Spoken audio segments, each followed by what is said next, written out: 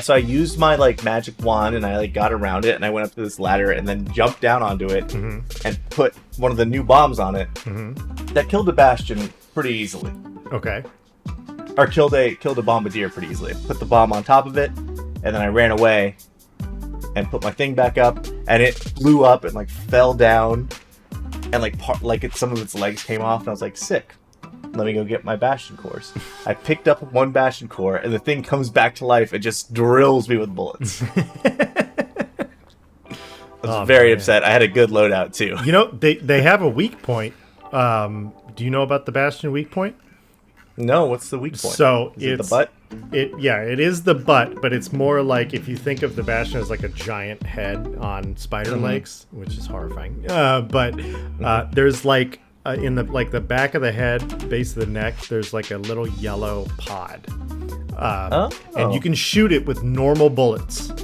I think like even light bullets will damage it. Obviously, it's not going to be most effective, but you can shoot it with like if you have a regular gun, you can just shoot the crap out of that. So if it's disabled, that thing especially will be exposed. That's where you hit it. Yeah, good to know. But it is perfectly in the back of its head, so if it's looking at you, obviously you're not gonna be able to get it. So you gotta like have someone distract it, and then but if it's two-man. I was thinking of that because you have you had your little invisibility thing to get around it. So. Well, let me tell you, bub, I can make him now. Oh, I'm living in the year 3000. I just walk around like, ooh, ba-ba-ba-ba-bum. All right, hello and welcome everyone to episode 102 of the GGG Podcast. As always, I am Paul and I am joined by my co-host Phil. We got a great show for you this week. Deadpool VR is coming out along with a free-to-play game called Where Winds Meet. Came out a few days ago. We're going to talk about the Steam Machine. We're going to talk about the Game Award nominees that were released yesterday. So that's pretty exciting and lots of other stuff we're going to get into. But if you haven't already liked and subscribed to the GGG Podcast on YouTube, please do so. We'd really appreciate it. And if you're listening to the audio version on Apple Podcasts or Spotify, follow us over there as well. Phil, what's been going on this week? Have you just playing Arc Raiders nonstop? That's been my main game. Has it been for you? Yeah. I've been playing Arc Raiders and I've been sneaking in some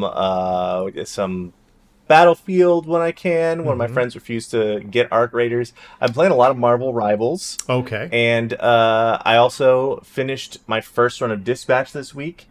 All on stream, so if you want to go enjoy those moments with me, you can go to philbofraggins at twitch.tv and check it out. Ooh. But I finished Dispatch last night, so it had like a big emotional impression on me, and I'm still reeling from it a little bit. Loved it. Really, really good.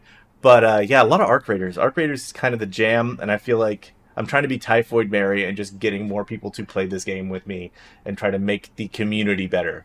You sent me a TikTok earlier about the PC stats versus console stats. Yes, let's talk about that real quick. Little mini side story here. So there were two brothers who have been, I'm sorry I don't know their names, but one was playing on, I believe it was PlayStation 5, and the other was playing on PC, and so they did like a sample size, which I think was in the 80s, about 80 matches per version, and they recorded whether people were hostile or whether they betrayed them at evac, extract, everything like that. And if you're playing on console, there is a 36% chance that you will be betrayed, and you by people, whether they're lying to you, whether they're taking you, going to kill you at going to extract with you. Yeah, exactly. Yeah. But if you're playing on PC, it was as low as I think it was like 5.6% or something like that. So if you're playing on PC, and this is with crossplay off. So, like, this is those particular, like, groupings of players, Yeah, so you might, if you're playing on PC and you like to be friendly, you might want to turn crossplay off. And thankfully for me, most of the people I know do have it on PC. So, because that's... Yeah, you could just avoid those little console demons. Yes. Well, yes. I wonder what the reason is for that being such a vast difference. I think it's got to be that console gamers are likely younger gamers, and younger gamers are likely to be more, provocative and not provocative, but antagonizing. And if you're playing against high schoolers and they act like high schoolers, is it a surprise? So yeah, that's the thing, is like teens are the most dangerous form of humanity. Yes. Like they are little hormone monsters that are just looking for someone to look at them for just a minute, and they'll do anything to get that attention. Okay, good. Yeah, I'm probably turning crossplay off. Granted, I've had so many peaceful interactions. When I have a bad one, it sucks. And sometimes when I have a bad one, Paul is there and he kills everybody for me. Yes, you got murdered in cold blood, and I, like a serial killer, hunted them down. And I died as well, but I took them down. So yeah, it was great. Like Paul, like just took his time and was just like really brutally peering around shots, and it was. And then killed them both with a missile that killed him as well. It was so good. This game is the best. Like, there's so many good stories from Arc Raiders. You just got to start playing it if you're not playing it. It's just people. It's just people, man. It's just people. It's just people. But yeah, I've been playing Arc Raiders a lot as well. Quite a bit. I will say I am starting. This might be a little heresy. Starting to get a little Arc Raiders fatigue. I think for me, the goal of I got to get every workbench to the highest level, and I got to get Scrappy his fruits so he can level up and everything like that. I'm like, yeah, but what do I really get if I get the next workbench? What do I really get if I get Scrappy another lemon so that he can get me 2 extra metal parts every time? So I think that the arbitrary progression a little bit is starting to wear off on me, and I think also I'm through the Raider deck pretty much. I think I have one more thing to get on the Raider deck. So yeah, I think I played Stella Montis, which is just like so PvP is crazy. So I don't know if I'll be going back there, but yeah, I've been playing that. Been playing a little bit of No Man's Sky. The next Redux exhibition will be, I think it's starting tomorrow actually, so I'll be all over that. You know me. And then oh my god, dude, I was trying to platinum Ghost of Yotei, but there is a glitch that they have yet to fix, and it annoyed the crap out of me. And it is, you have to solve all of the puzzle boxes in the game, and apparently I didn't pick up like 3 of them, even though I had been to all those locations. And so if you beat the game before you pick up all the puzzle boxes, you cannot pick up the puzzle boxes. So I'm missing 3 puzzle boxes that I cannot collect. And that is the only trophy I need for the platinum. And so far, they have not released a patch for that, and that's a little infuriating. Because I'm not going to restart the game just to get all the puzzle boxes. That's crazy. So yeah, a little brutal there. But that sucks. That's rough. It well, they should be able to fix that. So get an update out. Let me platinum this game. And the reason I started to try to platinum the game is because I got an email from Sucker Punch, and they were like, if you platinum the game, it gives you the right to purchase this real life Ghost of Yotei coin or something like that, some collectible thing. And I was like, I don't really want that, but I want the option to want that. I'm so close, I might as well not buy that. Yeah. That is silly. That is that's annoying. Very, very annoying. All right, let's get into the major releases this week. First up is Where Winds Meet. This is a free-to-play pseudo samurai game, kind of samurai. It's not like I was just talking about Ghost of Yotei, a lot less realistic. Very. Well, it's also set in China. I'm sorry? No samurai. It's Where Winds Meet is set, I think, in Chinese. Oh, I'm so sorry. My apologies. Yeah. So, but very like feudal environment, but definitely lots of anime and magic inspiration there. It seems like it's a pretty decent game. The gameplay looks pretty fun. I've been seeing clips of it online. It is free to play, so if you want to try it out, it is available to you. The reviews are kind of mixed, though. It's sitting at a 70 on Metacritic right now. People have been citing that the gameplay and the world are kind of fun, but just the level of currencies and all of the little micromanaging and understanding all of the little systems is kind of a lot. And as you know, things are likely to be with free-to-play games.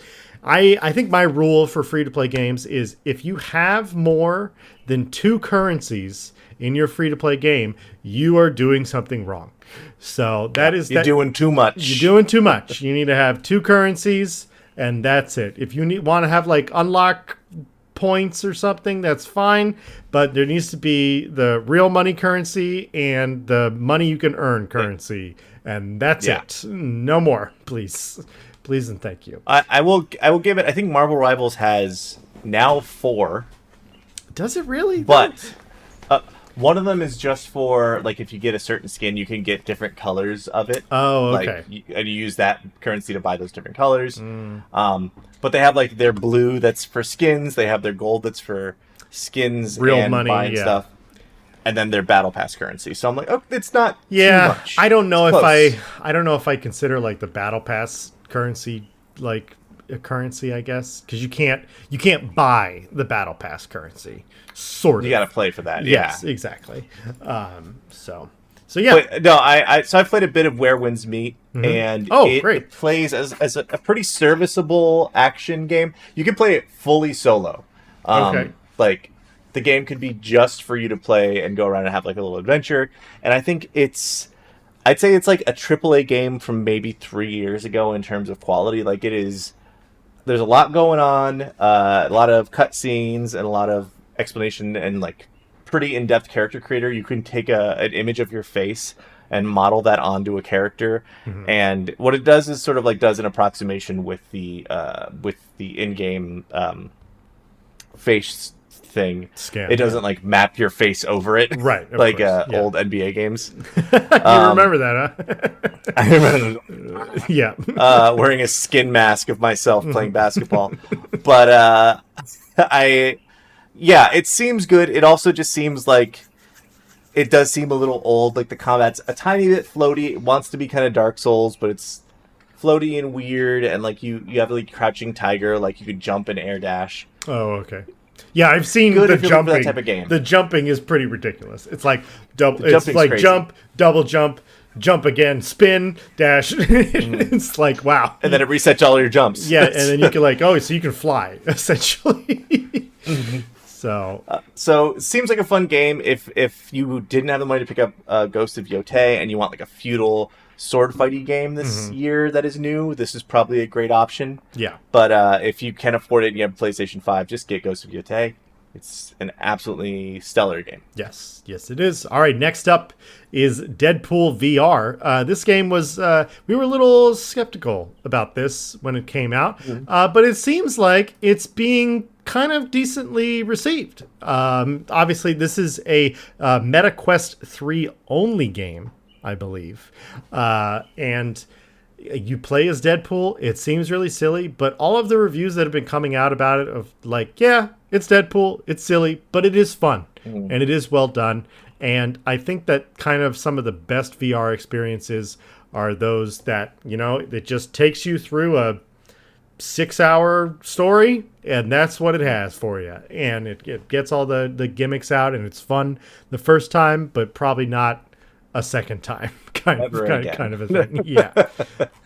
I don't know. Yeah, I feel like unless you have a MetaQuest 3, I couldn't really see a reason to get this game, because it's like, okay, well, I'm going to play it through one time. Maybe I'll show my friends when they come over, but they're not going to play through the whole thing, and I'm not going to replay this.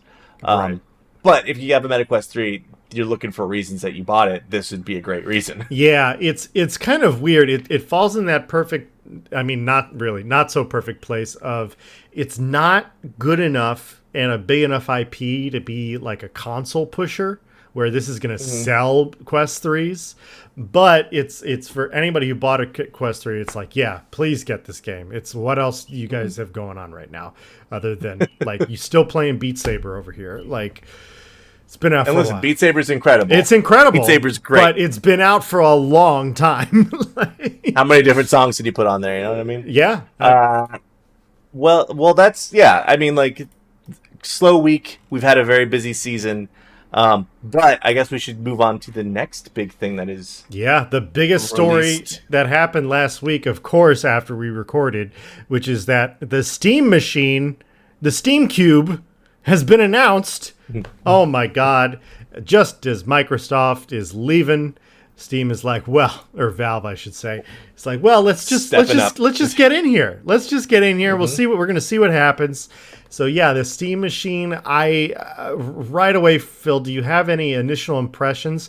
We got the specs for it. We did not get a price tag, which is very interesting to me, that we did not get a price. But yeah, and it looks like they're targeting a 2026 release, Q1. So is this something that you'd be interested in purchasing? Absolutely not. Never in a million years. Great if you want to get in on PC gaming and you're not already in, I guess, if it is affordable. But I also feel like if you see this, and again, depending on how much it's going to cost, just go to Costco, get it pre-built, and like have something that's going to last you 6 or 7 years. I don't know what the model for the Steam machine is going to be, where they're going to, like, if they will release an iterative version every couple of years, Steam Box, Steam Cube, Steam Sphere, but it kind of looks like kind of a not great PC for now, like for modern specs. Right. It looks like they took their souped up Steam Deck and folded it into a box. That's what it seems like to me. Like, I don't know. The specs don't blow me away. So I think they did a lot of, product testing with the Steam Deck. I think it sold reasonably well, but my problem here is who is the market for this? And I think the market for this is PC gamers who hate consoles. That's what this is for. Because it's like, if you're a PC exclusive gamer, you think less of console gamers, and so you just want your Steam library accessible in your living room. That's who I think this is for. And I don't know how big that market is. I think if you're a hardcore gamer, if you're me or Phil, like, we have consoles and a computer, and there's sometimes where we prefer to play on those consoles, and sometimes when we prefer to play on computer, and that's really a software decision, or an exclusive thing like Ghost of Yotei, where it's like we have to play it on PlayStation, but it also runs great on PlayStation because it's built specifically for that. So yeah, I'm a little confused about the market here, but again, I know that Valve just makes so much money that they don't care if hardware launches fail. Like, look at what happened to the Steam Index. Where is it? Where's the Valve Index 2? Is it coming? Who knows? Where's the support? Are there any games coming? Why isn't Deadpool VR on the index if it's the most, like, what? So why isn't Half-Life 3 out? Why did you put a Half-Life game behind the index? Yeah, no, I'm with you there. Like, I think the Steam Deck is honestly a really great decision. Like, that is, I feel like pushing the medium forward. It is something to compete where the Switch 2 wasn't competing, and I don't think the Switch 2 will compete. I think like Nintendo's on their own brand. Like, give me something that I could play my games on the go. Yeah, I don't think playing computer games on a bigger screen is gonna was enough to like move a new product like this. For me personally, especially when you've got Xboxes and PlayStations up there. Maybe they're trying to fill the gap, like you said, that Xbox is going to leave, but it still just doesn't seem like it makes sense. I mean, honestly, if I was Xbox, I'd be worried about this because if Steam, because the whole point of Game Pass and how Microsoft is transitioning Xbox is that it's like Xbox is everywhere. So you don't need an Xbox because we can bring the Xbox to you. And now it's like Steam's like, well, you can have Steam on your TV. So and you don't have to move your PC, out of whatever room it is and plug it into your TV every time you want to do that. Now you can just buy a box and it just sits there. And you don't have to worry about it. So I think that there is a market for this. I just think that it's kind of a niche market. And have you ever used one of the Steam controllers before? No, I've seen them, but I've never. I don't like them at all. And that could be a very, like maybe I'm just a little too old for it because like of the touchpad, like analog stick things. Obviously, they give you the option with this newer controller, but I don't like the look of it. All of everything they showed us, it kind of seems like a prototype. It doesn't really look like something that's quite ready for market. But I know that they're going to sell anyway. And I know that Gabe Newell could give a crap because he just got a $500 million mega yacht delivered to him this week. His yachts have healthcare. That's how good. That's how rich he is. Yeah. So I have a friend who used to work at Valve. And they worked him 38 hours a week so they didn't have to pay him full time or give him any insurance of any kind. But, Gabe Newell gets a $500 million mega yacht. That makes sense. That's insane. Yeah, exactly. So I don't know. I'm not going to hold my breath on this. We'll keep an eye on it.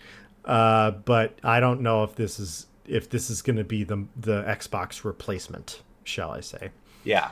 So I'm with you there. Yeah. All right. Any other thoughts about the Steam Machine before we move right along? No, I want to do a story about something really positive next. Great. So let's do that. Call of Duty Black Ops 7 campaign reactions. Yes. That's what the title header of this one is. Yes. And I am obviously disappointed because it's Call of Duty. Is it Call of Duty, though? Is it Stranger Things? Is it Far Cry when you're on a drug trip? I don't know. Nobody seems to know. There is this infamous boss battle that's going around online where it's this giant man, just the chest up, and he's just waving his hands down like you're playing like God of War, and you're just shooting him with any of your weapons. And the story makes absolutely no sense. And here's the thing. I had a friend. I played Civilization this week. That's something else I played. I had a friend. We were playing Civilization. He was complaining about how bad the Call of Duty Black Ops 7 campaign looked. And I found myself defending Call of Duty, oddly, because I was like, well, if you had to make Call of Duty 27, what would the story be?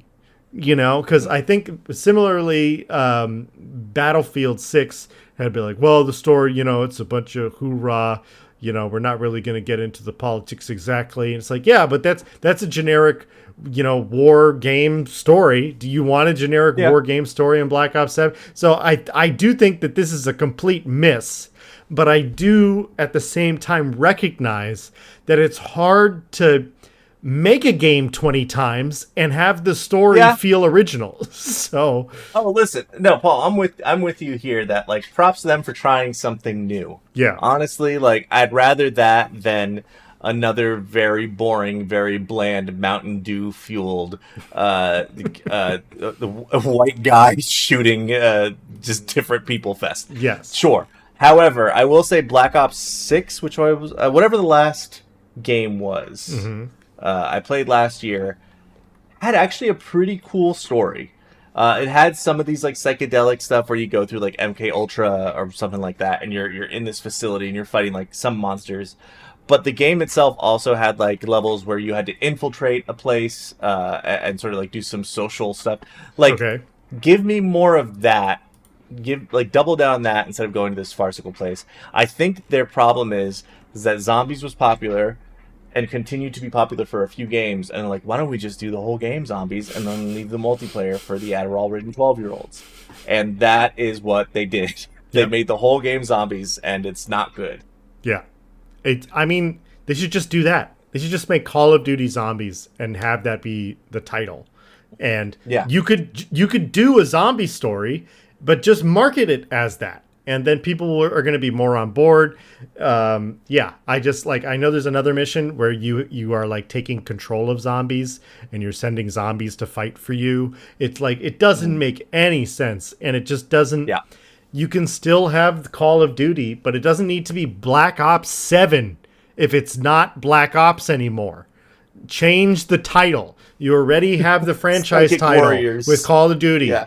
It's these, these execs sitting around the table, I don't know what they're thinking with this stuff. I think we go on these cycles of like a Call of Duty. Okay, well, we can't make Call of Duty 6 because, people are going to think they haven't played the other ones. Then they make Black Ops, and they get successful with Black Ops, and they go like, okay, well, this is Black Ops again. And people recognize Call of Duty as a brand. They recognize Black Ops as a brand, and they're too afraid to like take a step out. Honestly, I got so excited thinking about a Call of Duty, like with those controls and those guns, but a full-on zombie, like kind of survival game just where commit. Like, we're in a city and going out. Yeah, go do that. Make it a realistic zombie survival game. Release that with multiplayer.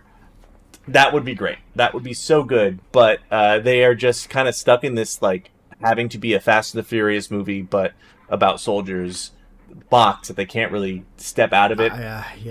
It's I don't know what is going on in that writer's room. I don't think there is a writer's room. I think it's and unfortunately a lot of how games get made is like, well, these are the maps we have, what story can we write around this map, kind of a thing. So I'm all for it. Call of Duty, just go full on zombies, commit to it. Maybe I'll pick it up again someday. Maybe people will like it. All right, let's keep pressing right along. So we got some Black Friday announcements. We are over halfway through November.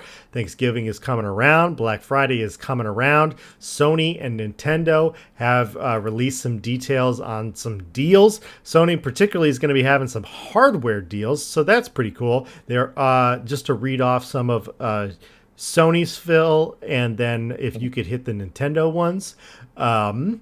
So for PlayStation, these are certain games. I'll see if I can find specific games for you, but up to 60% off PlayStation 5 games, up to 33% off PS Plus memberships, which also can be added to existing memberships, $100 off PS5 consoles, including the PlayStation Pro. Actually make it a somewhat affordable price. $100 off PlayStation VR 2. Desperately needed it because it was sitting at $400. Let's bring it down to $300, baby. $20 off the PlayStation Portal. $30 off regular DualSense wireless controllers. $20 off the regular controller, $30 off the super duper Edge controller. $200, yes. That you probably don't need, to be honest. $20 off the Plus Elite wireless headset, and $30 off the Plus Explore wireless earbuds that they have put out recently. So that's cool. Good to see that they are slashing prices, especially when it comes to the PlayStation Pro and the PSVR 2. So that's very cool. What does Nintendo have going on? Well, predictably, Paul, not a whole bunch. No, there's a lot of third-party games that are now more affordable on the Nintendo Switch and Nintendo Switch 2. Okay. So, for example, Borderlands 4 is pre-order, which is weird. It's going down from $70 to $55. It's not out yet on Switch, so... That's the annoying thing. But they're already discounting it. Hogwarts Legacy down $10. Sid Meier's Civilization 7 $45. It is not a physical game. It is a coded box. Yakuza 0 Director's Cut, Star Wars Outlaws, both down a little bit there. But that's all third-party stuff. Similarly, a lot of games on the Nintendo Switch 1 that are third parties are getting a nice discount. House of the Dead 2 remake is down from $40. Hunter x Hunter Next Impact limited edition for all my Hunter x Hunter fans out there. Like a lot of okay, I guess the games in this list that are semi interesting and semi like video games are like your Dragon Quest games. Dragon Quest 3 HD 2D remake is 35 down from 60, so some pretty big cuts. Tomb Raider 4 and 5 remastered deluxe edition, or sorry, 4 through 6 remastered deluxe edition, $30 down from 50. TMNT games like the old ones remastered. Jeez, okay, sorry. TMNT Splintered Fate Pipe and Hot Collector's Edition. Pipe and Teenage Hot. Mutant Ninja Turtles game. It's $100. That's crazy. Marked down to $80. Ooh. So, but getting down to what Nintendo is actually offering, we are seeing $30 on the following games at participating retailers. Donkey Kong Country is down to $30. Kirby Returns to Dreamland Deluxe down to $30. Legend of Zelda Echoes of Wisdom $30. Luigi's Mansion 3, Nintendo Switch Sports, Paper Mario Thousand Year Door, Princess Peach Showtime, Splatoon 3, and Super Mario Odyssey. That's right, Super Mario Odyssey that came out during the Bush administration is down finally to $30. That's crazy. That is crazy. I mean, I'm glad they're doing deals, but yeah, some of these need to be. Nintendo just never lowers their prices. Like I don't. Yeah. What are you gonna say? They're a company that's doing well. They're a company that's doing like when I see Ubisoft like a game releases, then a week later like it's 45% off. Please buy it. Yeah, it's true. You know, Nintendo knows what they've got. Granted, I think they hold on to their prices a little bit. Like our Odyssey should be $10 if you're getting it for the first time now. It's been out for so long. Yeah, it really has. It really has. Oh my god. All right, well that's exciting. Good to see some Black Friday deals. You can find all of those posted online if you're looking to do some Christmas shopping already or holiday shopping. Let's keep moving right along. Okay, so Xbox is having a partner preview. This is a term I've not seen before. What does that mean, partner preview? And from rumors, it looks like the headlining item of the partner preview is going to be 007 First Light, a game that we kind of, ripped a new butthole when we saw the Sony State of Play. So hopefully it looks a little better. And I didn't know that this was coming out on Xbox. And so the Xbox and PlayStation alliance continues into another month. Yeah, this is a little weird. When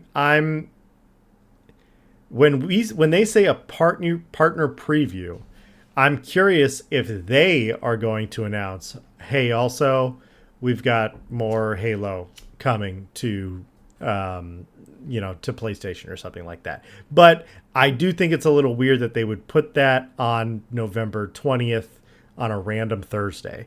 I think if that announcement were to happen, it's probably going to be at the Game Awards, or maybe we get Xbox's own little thing next year where they announce that. But this is very interesting. So this is not going to be any first party stuff from Microsoft, it sounds like. So it could be other stuff from Sony. It could be lots of third party stuff. I really don't know what to expect from this. So yes. Yeah, this feels like a contractual thing where they had to do some sort of event for this upcoming game. Yeah. And they are probably just excited to be like, oh, wait, PlayStation, they thought they had the exclusive rights to it. Hopefully they will show a game in a better state than the one that we saw at the PlayStation. Because the PlayStation stuff looked kind of cool. It kind of had Hitman vibes, but it just felt very unfinished. Obviously, it's early on in development, but it just felt kind of, I don't know, like the same problem I have with Call of Duty, where it is, even when you're playing, feels like a cinematic. Yeah. Well, and also like the performance really dipped when the action started going, and it did not look good. Like you could put that up against Uncharted 4 that came out on the PlayStation 4, and that looks a million times better than what this game looked like. So it's really a little concerning, especially when it's not the exact same genre, but it's pretty darn close to the same genre. So yeah. But yeah, we will bring any updates that come out of that. All we can do is speculate, and let's keep on speculating because we got our first screenshots of the Legend of Zelda live action movie that everyone asked for. Phil?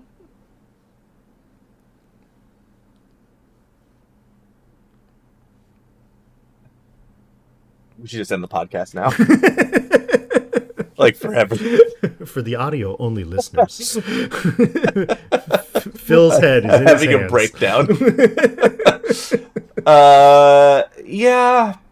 Okay. I don't think we needed this. No. But maybe it'll be good. Like I think this adaptation exists in a place that is so low in my expectations. The bar is in hell. That if it's like competent and some of the things that I heard about the concept for it like end up holding true, the director kind of want to make like a live action Studio Ghibli feel. If that makes its way through to the final product and doesn't look absolutely idiotic, I think it could be fun, maybe. No. But Legend of Zelda isn't something that screams to me that it needs an adaptation. No.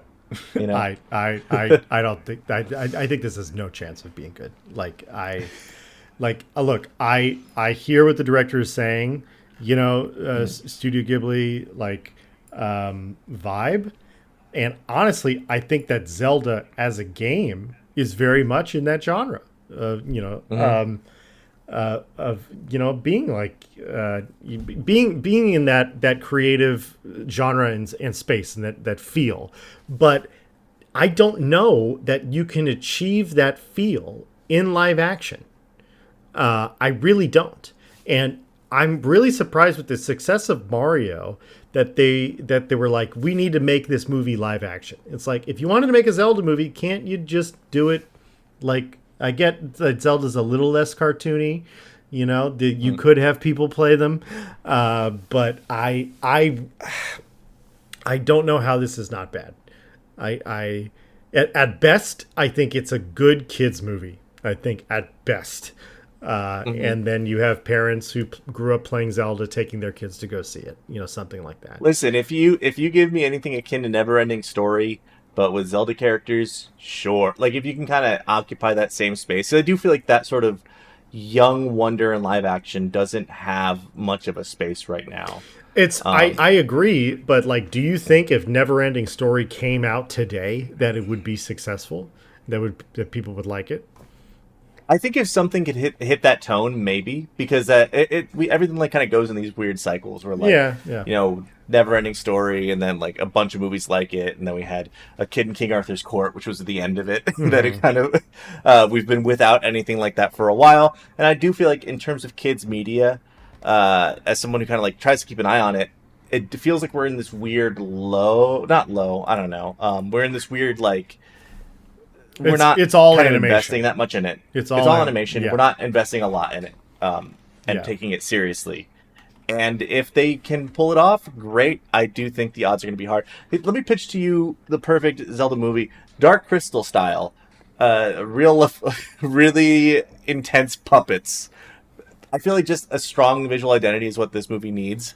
And live action just feels like it's not quite going to nail it. But... yeah, I mean, I hope you're right, and I'm proved wrong. So we will see. I mean, the actors they cast, kind of, it's Zelda and Link, I guess. Sure. Oh, and I am just seeing we got casting information about Ganondorf. It's going to be Chris Pratt. No, you're making that up. Don't say that. No, I'm making it up. Okay. I'm making that up. Jesus Christ. They love him over there. Yeah, they can't get enough of the Nintendo's Pratt man over we at don't Nintendo. know another guy. Are there other guys? We don't know another white man, and we're scared to ask.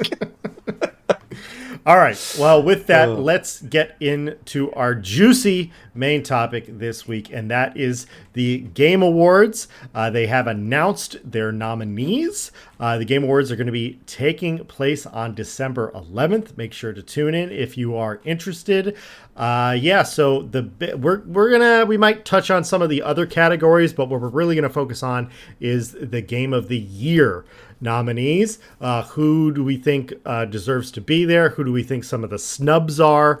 What the community, the gaming community, kind of thinks. Like, Arc Raiders was not nominated, which I agree that it should not be nominated for Game of the Year. But I know that the streamer Shroud, not the villain in Dispatch, the streamer Shroud, hated that Exposition 33 was nominated and thinks that Arc Raiders deserves to win Game of the Year, and it's not really a valid opinion in my opinion. What do you think of that take real quick before we break down the other nominations?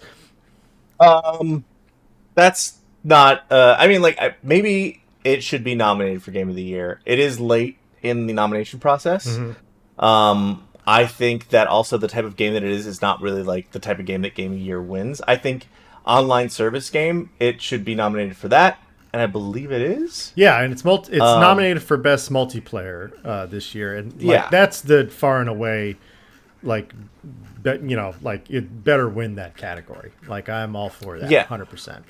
So, but Game of the Year, I feel like usually, and granted, it has been impactful, but Game of the Year is almost like your prestige AAA. Like, this game meant something. It had a big cultural impact, and I think if you're talking about Arc Raiders, it is having a cultural impact amongst gamers, streamers, multiplayer fans, absolutely.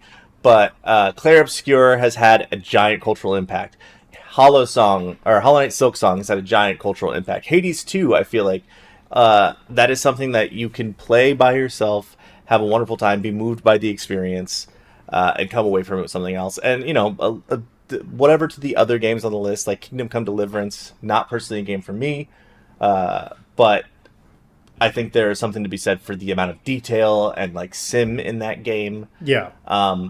So I just don't think Arc Raiders necessarily fits. Arc Raiders is kind of like a limited game where you make your own fun, and that is great, but it is more like a sandbox than a game with real pathos that moves you somewhere. Yeah. And I think that's kind of what Game of the Year is. Absolutely.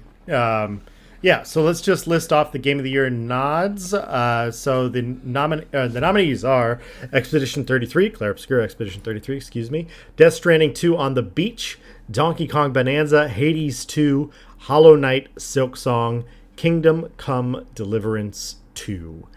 All right, Phil. Well, I think let's talk. So I think we're both in agreement.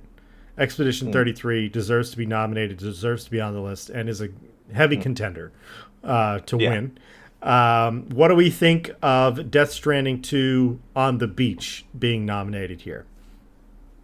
I think this is a hot take maybe. I feel like that's a deference move to Kojima-san.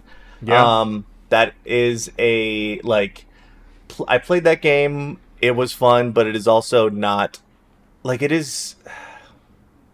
It's just like he makes weird cultural stuff that is on its own and affects things, but not in the same way that I feel like some of the other contenders on this game. I think in a different year, maybe Death Stranding 2 should be nominated for Game of the Year. I don't think this is the year for that, because the other games on this list are, I feel like, big deals, and Death Stranding 2 is just kind of like, oh yeah, that happened this year.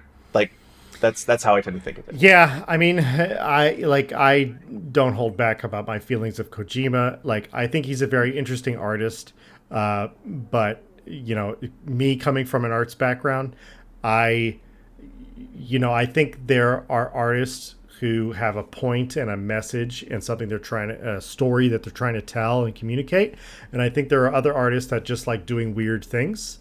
And there's nothing wrong with doing weird things. There's room for both of those. There's room for both of those, but for me, I don't prefer that. It's just not my preference, because I don't know I don't know why something's weird. I want to have an understanding of what the artist is trying to evoke in me as an audience member or as a player. And I never understand that, especially with the Metal Gear games. I do enjoy the Metal Gear Solid series, but with Death Stranding in particular, I tried playing the first one this year in preparation for Death Stranding 2, but it's not for me. A tough one. It's not for me. Yeah. It is not on any list for me. If I could build off what you said a little bit, I think the Death Stranding games and some of Kojima's stuff, when left to his own devices, almost seems like art for artists. And I say that in the sense of, it is, for me personally, when I engage with a piece of art, I want to see that they are trying to connect to everyone. I feel like the purpose of art is to make stories that can reach people in different ways and reach people from different walks of life. And I feel like for Death Stranding 2 games, you kind of have to be very into esoteric, weird for the sake of weird. But there's a reason behind it, but it's so but can you absurd can you tell me? It takes you out of it. Can you tell me the reason behind any of it? I think there is reason behind, the weird baby thing. I think there's reason behind a lot of, but it also, some of it just feels like weird for the sake of weird, and weird for the sake of, I'm an edgy artist doing something that no one else will do. Yeah. Here's a guy who's shooting lightning out of a guitar. Yes. For me, I look at it as like a pie chart. And I think great art is, for me, in my preference, is where I understand about 80% of it. And then 20%, is some artistic choices, or maybe I missed something narratively that they were putting down. But when I play a Kojima game, I feel like I'm getting around 15% of what's going on. I get the broad strokes of, technology is bad and it's separating all of us, but then we're using technology to get around the world. And so I don't, there's pea grenades. What do we? I don't. Yeah. Let's move on. I think we're on the same boat here. All right. So Donkey Kong Bonanza is similar. That's the next one down the list. Yes. In that there are pea grenades. There are no pea grenades in Donkey Kong Bonanza that we know of. Missed opportunity. But my thing is I think that Donkey Kong Bonanza is a good game. I think it's a very good game. I think it's a successful semi-launch title for the Switch 2, even though it came out a month later. But my problem with it is that if you go down every other Game Awards category, it is not nominated for a single thing. And what that tells me is that Donkey Kong Bonanza is a very good game, but it doesn't do any one thing better than any above board any of the other games. And so I think also because Astrobot won Game of the Year, I'm kind of it wasn't as good as Astrobot. Again, I'm not saying it's a bad game at all. I think it's very good. If I had a Switch 2, that would be the number one game I'd want to get for it. But I just think there's always a little bit of we need to switch genres for what's winning this year. Yeah. And so for me, I don't really consider Donkey Kong Bonanza a real contender, and I'm doubtful that I would put it as a nominee. I might, if they had if they have a genre for platformers, I would say it would probably win best platformer. Although I don't know, Hollow Knight Silksong might be up there as well. But no, I think this is in the absence of a best platformer category. Yeah. Because there might not be that many games on the list, and I think Silksong, though technically is I think could win it, although people would argue, well, it's not really technically a platformer, it's more of a Castlevania fighter, Metroidvania game. Yeah.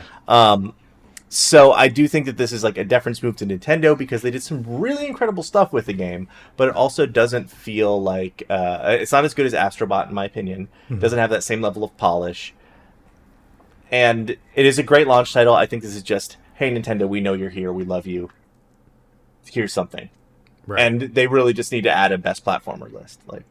Still a genre that alive and well. Exactly. They do, because there's so many indie games and not so indie games like Hollow Knight Silksong that are coming out like that, they need to have a genre for this. They need to have a category that they need to vote on.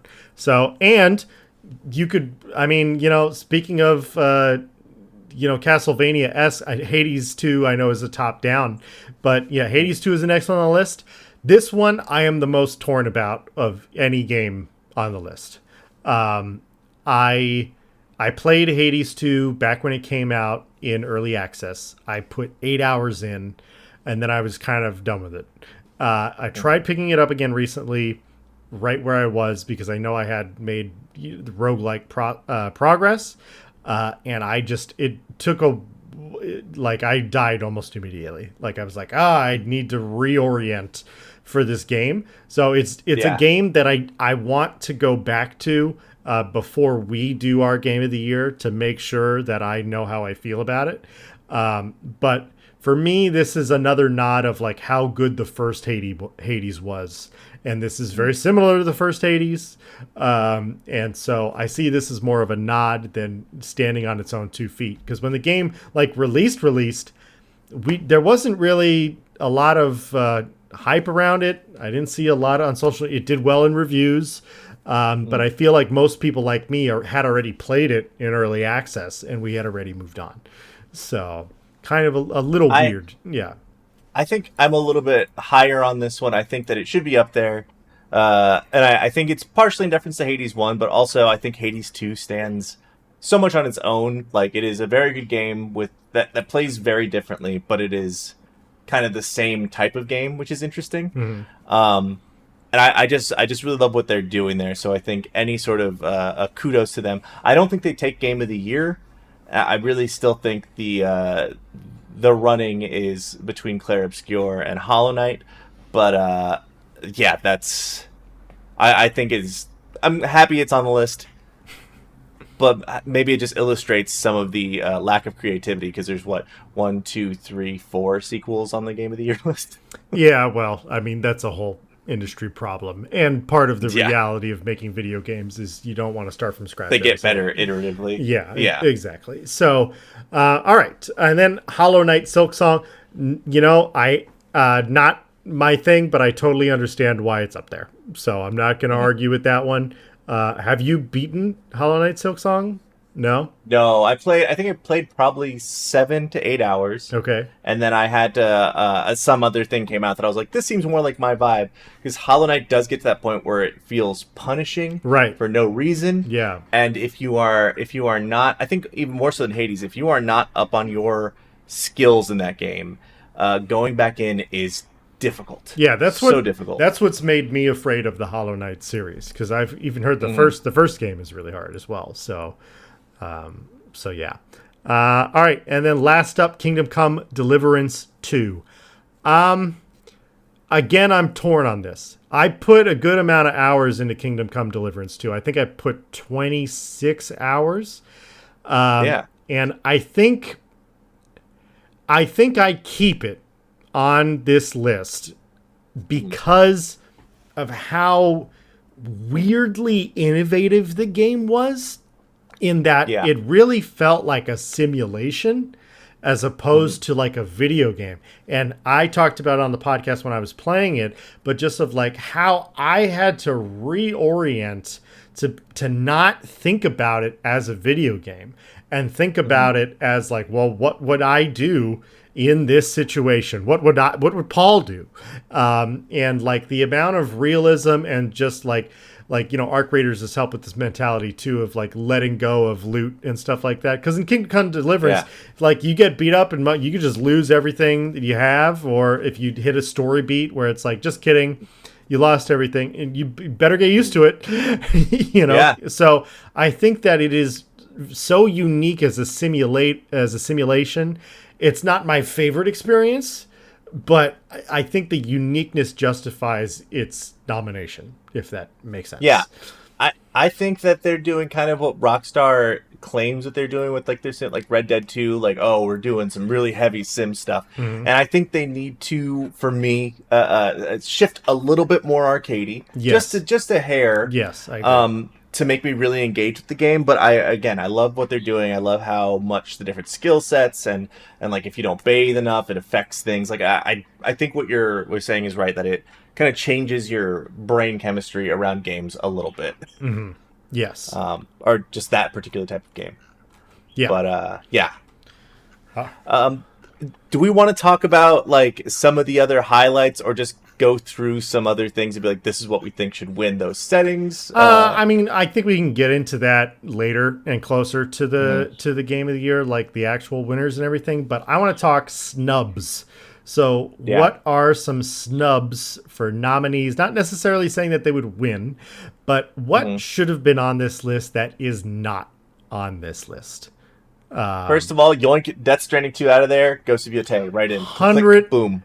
million% yes. 100 million%. Like I that is the number one snub. Like I hate that the game was not as popular as like I thought it was. I had an incredible experience with it. Like I thought it was, you know, people complained about like Spider-Man's length, like being around like a 20-hour game. I mean, this game, if you do everything, is like 55 hours, maybe more. So I just it did get nominated for several other categories. Looking at you, Donkey Kong Bonanza. So, like, for me, I don't know if I would have Ghost of Yotei take it all, but I think it was a real shame that it was not nominated. And if I remember correctly, I think Ghost of Tsushima wasn't nominated as well when it came out, and that really bothers me. Like I feel like those games deserve a nod. I feel like the amount of polish that Ghost of Yotei came out with, where it just, you know, I talked about a glitch earlier, which does suck, and, you know, and hopefully they will patch that. But it's not like I was playing the game with performance issues. It was not like I was playing the game waiting on a content update. It looks so good immediately, and it like the way that they innovated on the things that were already there. The gameplay like takes off immediately. Like it even does the PlayStation 5 like solid state hard drive thing, where you can kind of go back and forth between different spots in an instant, and the sort of like Atsu as a child versus Atsu as an adult, like you can kind of seamlessly go between those. I think they did a lot for this game, and it is weird that it's not on the Game of the Year list. Strange move. I hate it, but I think that there are a big sect of gamers who do not like PlayStation exclusives, and I think that's what it is. Because if you came at that game just with a zero, no palette, you just wanted to have an experience, you didn't care what you were playing it on, there's no way that game isn't on this list. It is one of the best games of the year, and better than several of these games on this list. Not even close, in my opinion. So I'm most hurt about that. We did talk a little bit about Arc Raiders. You made the argument that you think it should be a nominee for Game of the Year, or no? What do you think? No, I don't think so. I think it's a great game, and best multiplayer game should definitely go. And I hope it continues on, and best ongoing. Like that should be. If they keep updating it, that's great. But I don't think it should be Game of the Year. A, it hasn't been long enough, and B, it's Arc Raiders hasn't made me feel things that Clair Obscur or Ghost of Yotei or even Hades 2 and Kingdom Come has. Like, it's a different type of game, and I love Arc Raiders. I think it's probably one of my favorite games of the year, but I don't think it is the game that typifies like what took gaming by storm this year. Yeah, and I think like that's a very healthy perspective to have, Phil, because you need to be able to separate what is your preference from what is like what made an impact on gaming. Like again, like that streamer Shroud, like he is a competitive multiplayer entertainer. So for him, that is totally going to be Game of the Year, because that's what he does. So that makes sense. But that he's not a good barometer for the incredibly wide scope of video games that have come out this year. All right, let's keep going. Split Fiction Do we think that's a snub for Game of the Year? Did you ever play Split Fiction? I never did play Split Fiction, and Mm-hmm. I'm surprisingly chill with that. No, I hear it's good, but I feel like those games are like those types of games when was it Drawn Together? No, The first one. the Uh, yeah, the one It about Takes Two. divorce. It Takes Two. When that won Game of the Year, I think that was like, or did it win Game of the Year? It won. Yeah, it did. Won something. Yeah, it did. Yeah, okay. Um, that was, I think, it was new and innovative in terms of multiplayer. Did something interesting. Had an emotional story to tell. I think that Split Fiction does some really cool stuff, but I just don't. I mean, granted, there are some things on here that I'm like, why is Donkey Kong Bonanza? Why is Death Stranding? Mm-hmm. Maybe one of those would slot in there, but I just don't think it had the same effect that It Takes Two had. It Takes Two, people would ask me like, "Oh, did you play that game? Did you do this moment?" And Split Fiction just, I don't think it's quite penetrated the zeitgeist as well. How do you fall on that one? Yeah, I've played it with my partner. It's good. It's not great. What it is it's quirky, and I see what they were going for. I think it's a solid game, but they went back to doing It Takes Two. It's really the same game with different relationship dynamics, and they're playing on video game genres, which I think are more. It's weird because they're going for like, well, we know you're going to be playing this with your partner who's likely not as into video games as you are, and so it's generic. So the worlds that you're teleported into are generic enough that anybody could understand them, but they're not specific enough that they're going to invoke a feeling Leave an impact in a hardcore gamer. Yeah, exactly. So yeah. All right. A big one. Okay. Okay, go for it. I was going to say Blueprints. A very, very successful indie game. My partner absolutely loved it. It is nominated for Best Debut Indie Game, so I am glad it's nominated for something, but people are a little PO'd that it is not nominated for Game of the Year. And then after that, I think we kind of have a big fall off. I think we kind of get into, the Doom, the Dark Ages, the Battlefield 6s, the Assassin's Creed Shadows. It's not that these games aren't good, but they don't quite, they're not in like the 9 category, I would say. Yes. Yeah. For me, I think like Monster Hunter World is one that I would put for like action game. I think it's on for RPG or something like that. But I also think that they have had so many performance issues, and it just like that game feels like a bit of a downstep from World. But in terms of like other big games that came out this year, you're right about Doom Dark Ages. Kind of was a continuation of Doom, but like it also felt like they ran out of ideas in that game. Yep.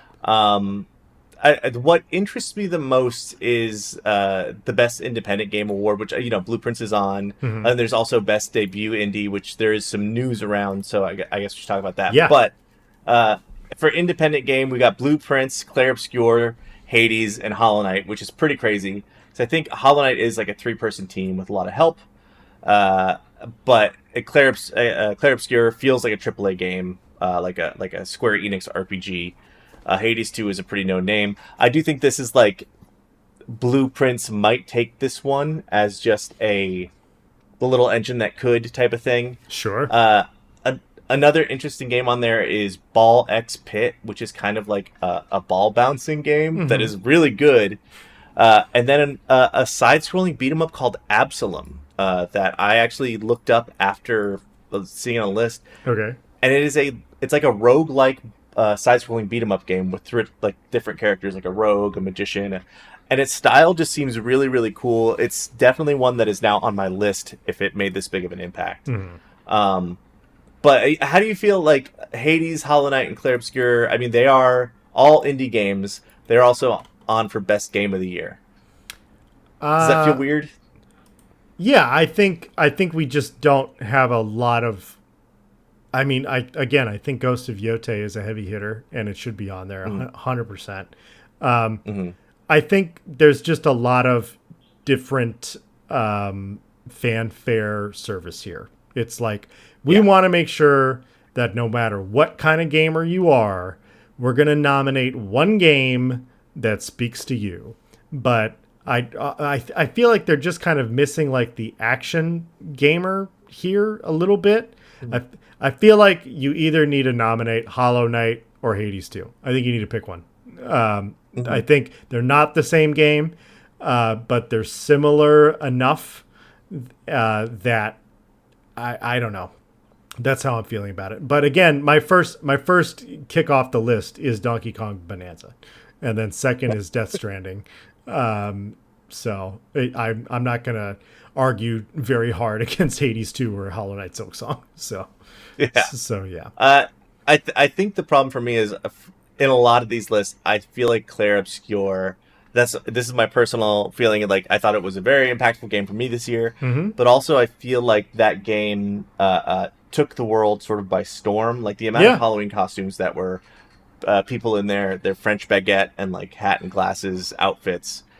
A lot of people were affected by this game, the style, the characters, all this stuff. So I feel like it's going to be kind of a sweep year for them, which is interesting. Yeah, I agree. I think it's the heavy favorite to win. I think it is the Western version of Final Fantasy. And I think there's a huge market for that. The only thing I would say is I think Best RPG could go to Kingdom Come Deliverance, because RPG heads, I think, are about that simulation gameplay. So I wouldn't pick it to win for me personally, but I think there's a good chance that Clair Obscur could not win Best RPG because of that. I could see that, and also a way to give Kingdom Come Deliverance to some of its flowers. Yeah, something, because people loved it so much. So there's a couple of. I get. Do you want? Is there more like awards categories or like things you want to talk about? We are at time, so like we probably need to wrap it up there. But I mean, we talked about all of the big games. We didn't get into the fighting games, so sorry for the fighting game fans out there. But yeah, we're gonna do some breakdowns. I think we're gonna do our game awards, the GGG games of the year. I think we're gonna do our list a little differently. I think we are gonna do some categories that we can decide on instead of just doing our 1 through 10. But maybe we'll do a top 5 or something like that. GGG Gotti. Yeah.